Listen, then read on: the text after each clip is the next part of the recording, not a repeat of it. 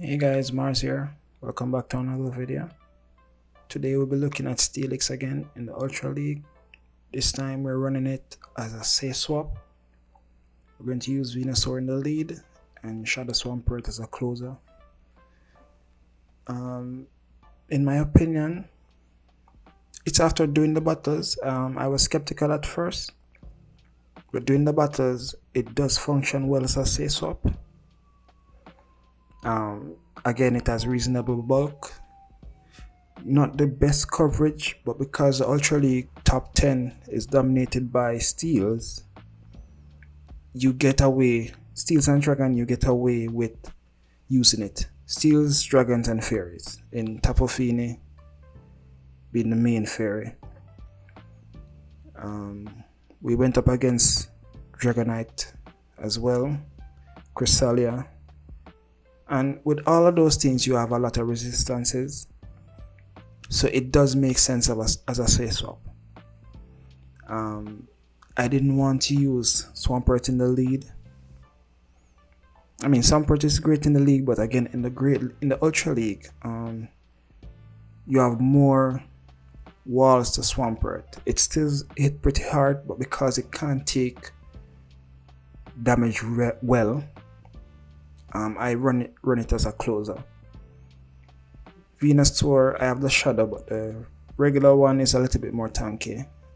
I don't have the best IVs for this Venusaur, unfortunately, but it still works.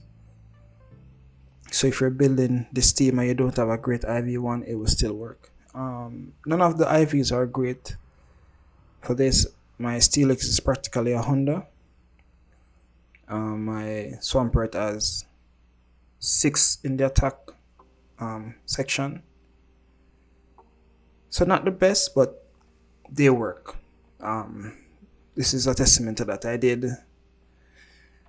9 in 1 for my first 2 sets, and then I got a 2-3, and the 2-3 was really down to me. I could show you those battles, but I left them out of this one.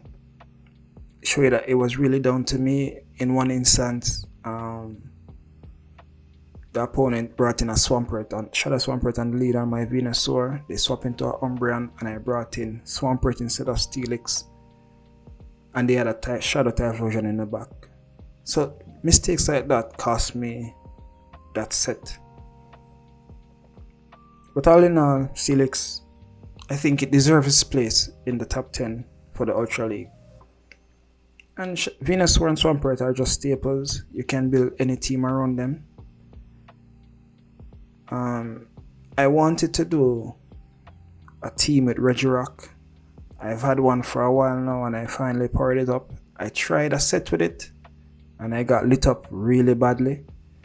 So if you guys know any team comp you can recommend for Regirock, I'll welcome that. I might do one more set of Ultra League battles before the league turnover. I'm not feeling the Ultra League, to be honest. At the very least, with the Great League, you have a little bit of diversity. The Ultra League is pretty much centered around the same type of Pokemon if you need any form of consistency. So I've done. This is my 5th set of battle in the Ultra League and I'm pretty bored with it already. I might go into the Baby Cup because from what I saw, there's like the new starters have some play in it. So I might look into that. But otherwise I'll be just doing one more sets until the league turns over. With that said, let's get into it. We have a great lead matchup here. We will shield a superpower, their attack stats drop. We're doing breaking swipe to debuff. We want to farm extra so we didn't tap all the bubbles. We managed to farm them down. Charizard is back, we're building up a little extra. We're going to go straight for the breaking swipe. I mean, Earthquake makes no sense because Charizard is Spark Flying. They're twice debuff at this stage. I'm pretty sure they're going to go straight for the Blast Burn. And I don't think at this range it KOs. that will throw the Dragon Claw now. Which is fine because we have a whole Swampert in the back. They're twice debuff. If they shield this, we know that they're weak in the back to Swampert. We'll let this go because we know they're twice debuff and there's a Shadow Arm for us. They're backing up, taking that win. This is an okay lead. The problem is that Greninja hits pretty hard. And they got the boost. So now we have to commit a shield.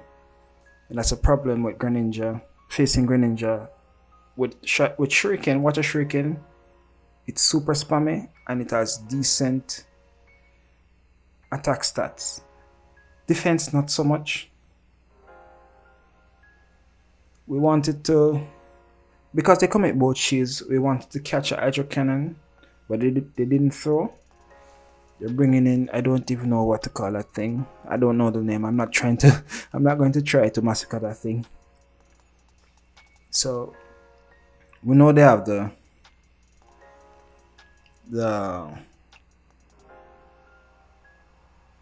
I'm spacing out his name, Greninja in the back. So we're saving the Venusaur. I didn't remember if I got off. Yeah, we got off the Breaking Swipe. And they have a Fairy in the back, so we're going to... Oh, that makes sense. So they're running Double Dark and Greninja in the lead to deal with Poison. And they have a Fairy in the back to cover their Dark weakness. That's okay. That's one of the downsides to running ABB style teams. When you come up against a core breaker, you can't, it's best to top out because you can't recover that matchup. It's highly unlikely. And the first set we did 5-0, and the second set we did 4-1. This is an okay matchup. We don't have to respect the Icicle Spear. We could let this go. We're going to bang the energy because we had such a great matchup. We're going to throw the Breaking Swipe and call the Earthquake, because now we can take the Earthquake pretty easily. They went for Icicle Spear, which is a bad move. I was being a dummy, farming up extra. I should have gone for the Breaking Swipe immediately. So they got off the Earthquake, which you saw brought me down in the red, which there are now 2. And we're debuffing them 3 times now. So another Icicle Spear won't cut it. They need to get to the Earthquake if they want to take me out. And we have a double KO. Beauty is I have energy and I still have a shield. I'm not sure if you saw that I was tapping on the Swampert. And it still brought out the Venusaur. And I remember thinking I was doing this match is that if I lost this I would be so mad. Because I did get to the Swampert before the timer went up and it still brought out the Venusaur. So we're going to shield this because we want to get off that damage on the muck. We would not made it to the Earthquake, but Hydro Cannon from Shadow Swampert is disgusting, and we just swap in and we're going to take it out to the Frenzy Plant. Resistive Frenzy Plant dust. The starters move, coming today moves are actually broken. So this is okay. We swap reasonably well. We're shielding up the first one. We could take a Focus Blast. And I'm saying I built up the 2 Hydro Cannons, so they should think I'm going for back-to-back Hydro. But they shielded the Earthquake correctly. So we're just going to commit to the Hydro Cannons from this point. We're going to take the Focus Blast, and Lock On won't farm us down. We're going to get to 2 Hydros before they take us out. We managed to farm down. So that was a decent save, I guess. They're looking like they're going to commit to the farm down, which is fine. We're going to outpace because Psycho Cut does practically no damage unless it's super effective. And we can take anything they throw on the Steelix, which is why I'm saying it works wonderful as a safe swap. Even against counter users. The difference though, in certain situations, depending on the team you're building, you might want to run Psychic Fangs instead of Breaking Swipe. Because then if you're going against a counter user, you'd want Psychic Fangs in either Machamp or whatever the case might be, to lower their defense, so you do more damage with their Dragon Breath as opposed to lower their attack. We did go up against a Scrafty and they outpaced us to the power punches, so they're going to stay ramped up faster than how we can debuff them. Versus if you went for Psychic Fangs and we lower their defense stays down while we're still doing a decent amount of damage. Since we're close to the Earthquake, we're going to shield this. Opponents usually believe that once you shield, you're going to go for the bait move, and I'm glad I shielded it, because if we had lost that matchup and bringing our Swampert, we'd have to face this Venusaur in the back. So now it's just a race to get to the damage. Since they're running Snarl, they're going to get to the foul place pretty quickly, which is not great for us. So we need to put on pressure. We're going to shield this. Get to our Hydro Cannon. We're beating the Earthquake, obviously. And they're going to take us out, but that's fine. Because they have no energy and they're practically down. And we have a full Venusaur. They still have a shield. So this was a close one. We need to get to 2. We need to get to a Sludge Bomb and a Frenzy Plant. We're going to bait the Sludge Bomb for the first one while going for the Frenzy Plant, and go for the Sludge Bomb to take it out. I mean, at this point, a second Frenzy would be enough, but we didn't want to take any chances. So let's go for the Sludge Bomb, take it out, because they were still switch lock, so they couldn't bring in back their Alone and Muck to catch. We're taking that win. This is okay. That was quick, so it's either Night Slash or Close Combat. So we'll let that go.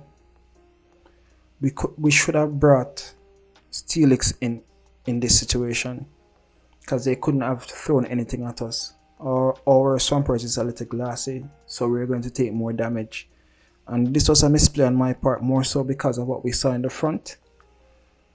Our Steelix doesn't want to go against that Surfetch, and we made the mistake of bringing in our Swampert. So that was a misplay on our part. Let's see if we can turn it around.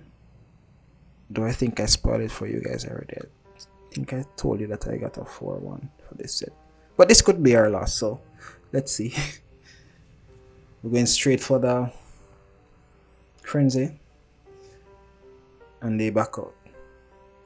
They didn't even know what my last Pokemon was, so I'm fine with that. Oh, I remember this one. This was, you know, whenever you see Cresselia, you always assume Grassnut and Moonblast. I'm saying no way they have Future Sight. And they pretty much kill and farm down to boot, and that got me so pissed. Like I told you guys, I don't like losing. So, but this trainer brought some spice. They had Mew, double Psychic, which makes them weak to dark. I guess they shielded that up thinking it was either Earthquake or Crunch.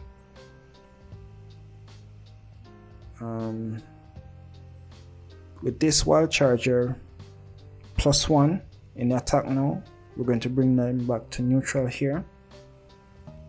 And we're going to bring in our Swampert, knowing that we saw a Flame Charge. With Mew, we can never tell what the second move is. So they throw a Flame Charge and dip. They survive on 1 HP, which is fine. We're going to commit the shield. We weren't going to farm down before they get to a second move. So it's best to take this out and see what they have in the back. They have a Venusaur, which is not great. Yeah, we'll lose this one. They realized their win con was not to throw, but to farm. And they're throwing before we can land a breaking swipe. There was no point in throw, so we lost this one fair and square. And while they were using spice like that. So good game from my opponent. But as I say, swap, it works. And that's my recommendation. If you like the video, you can drop a like or leave a comment, and I'll catch you on the next one. Peace.